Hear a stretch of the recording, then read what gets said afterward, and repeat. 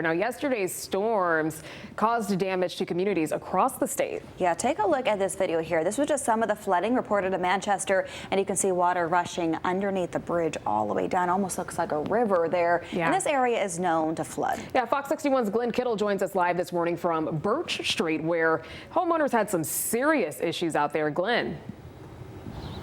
Yeah, good morning, Bridget. Symphony here on Birch Street. You can probably see some of the damage behind me, but right now those sewer grates are all clogged up with sediment. We spoke to a couple of tenants of the apartment here, and they are absolutely devastated by what they have going on. We're going to swing the camera on over here.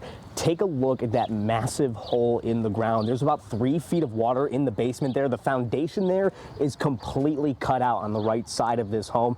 2 families had to be evacuated from the 2 apartments on the 1st and 2nd floor. They're currently staying in a hotel for 3 days until they can get things sorted out. We're still looking to hear more on what their situation is going to be like after those 3 days, but they said it's going to take about a week for them to even think about fixing what we have going on here. Now we're going to go all the way back to Center Street. This is video from the Manchester Fire Department, what the flooding looked like there. About a foot or 2 of water underneath that overpass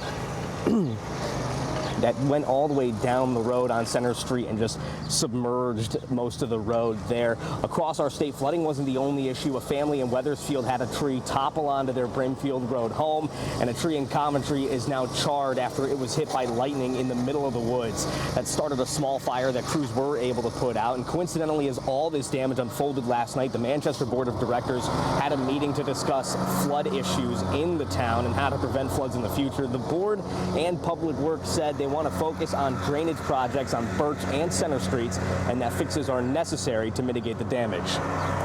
The fire department right now is on Birch Street and responding to serious flooding there, and this funding would be towards projects like Birch Street. We have a pretty good idea as to why everything's flooding in that area.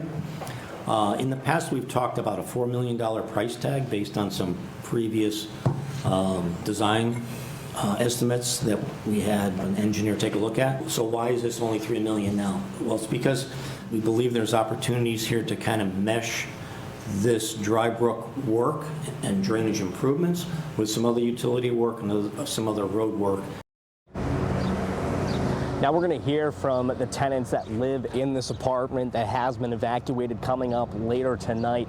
As for the drainage upgrades and the road work, the Department of Public Works here in Manchester says that that's going to be a $17 million price tag, and those build projects are several years away.